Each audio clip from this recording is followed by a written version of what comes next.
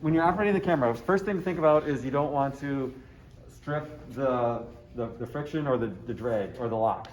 So just like with our tripods, there's a pan lock that may or not be engaging. And then there's a tilt lock over on the side. So before you tilt or move the camera, you just want to loosen those up so you're not stripping them. So before you tilt or pan, make sure you loosen up the locks and the drag. And then to zoom in and out is this toggle switch.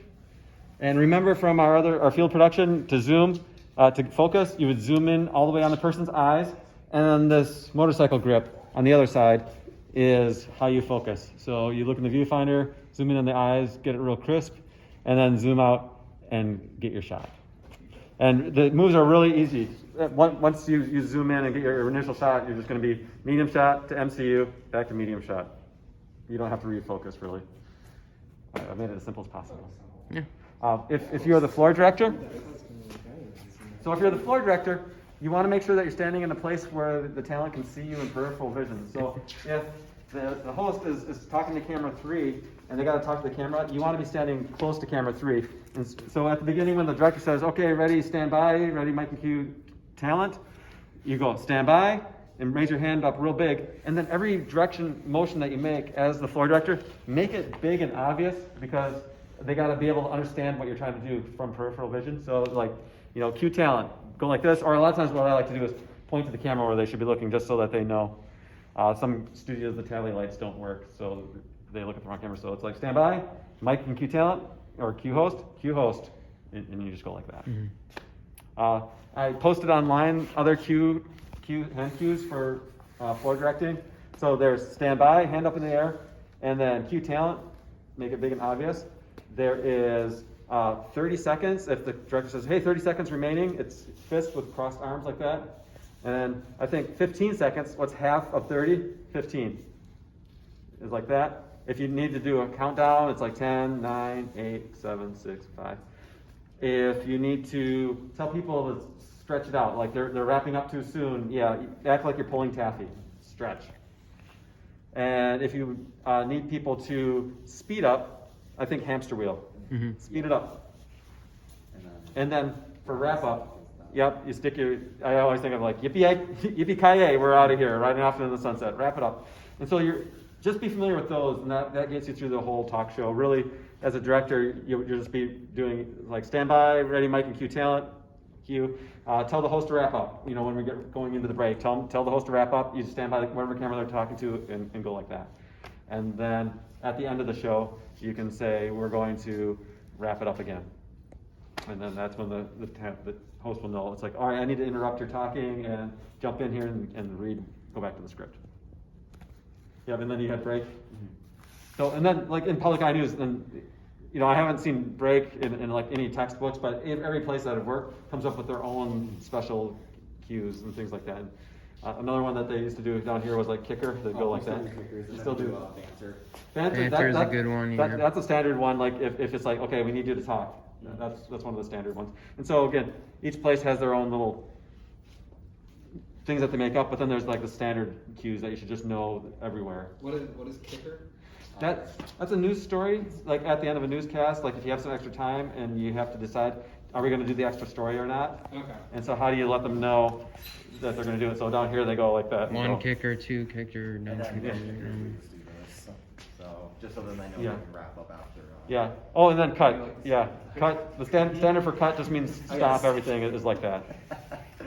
So I posted a link on Educat where you can look those up. We are out of time. Can I show you? If you got like 2 minutes, hang out. Let's go. Look. I want to show you technical directing, just real easy, real quick. I got time. All right.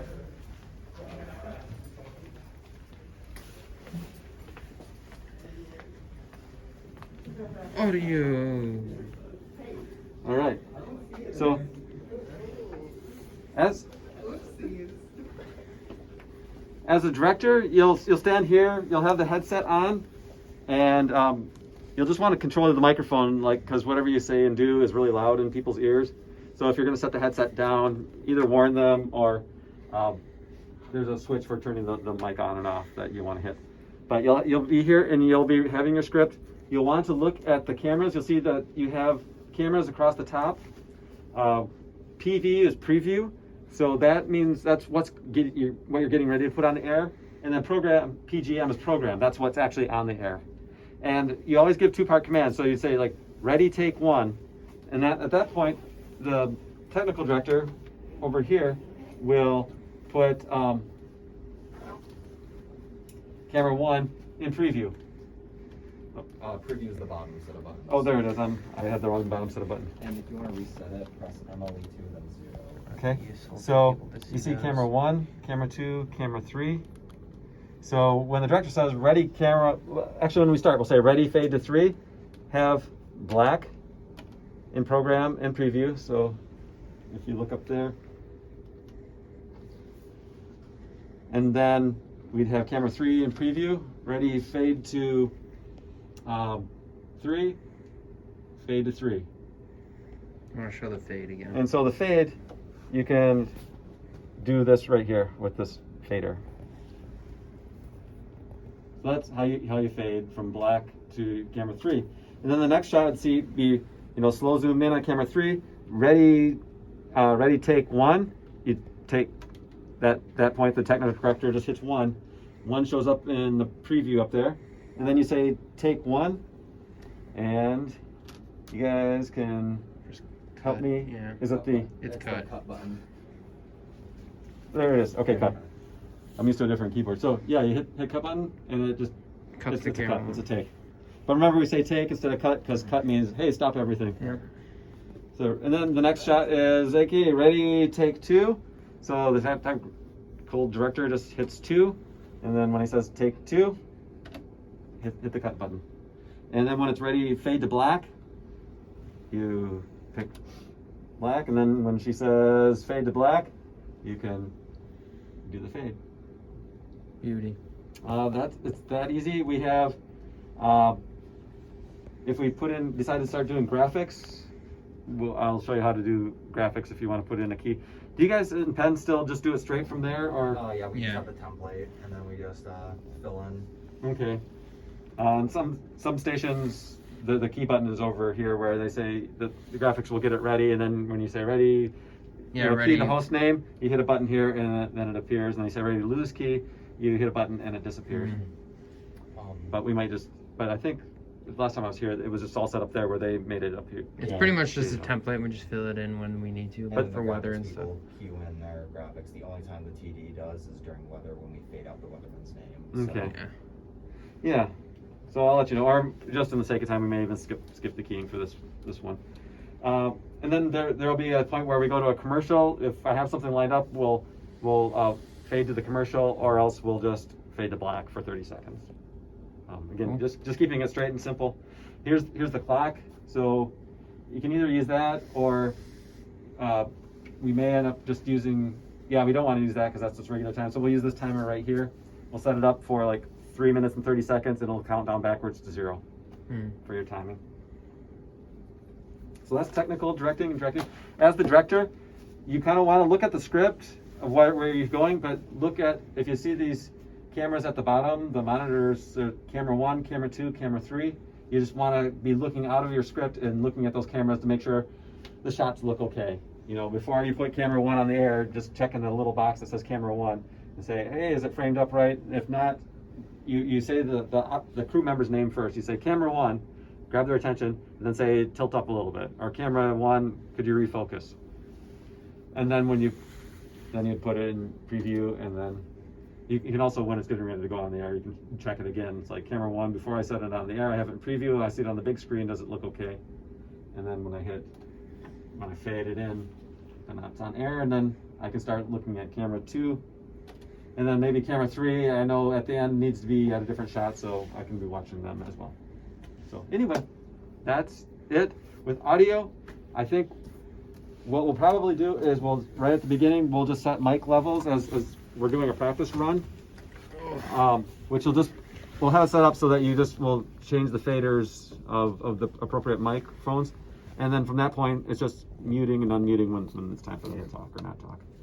And the mute button is right there. Just so like in Pro Tools, it's like mute, blocks the track, and unmute opens it up.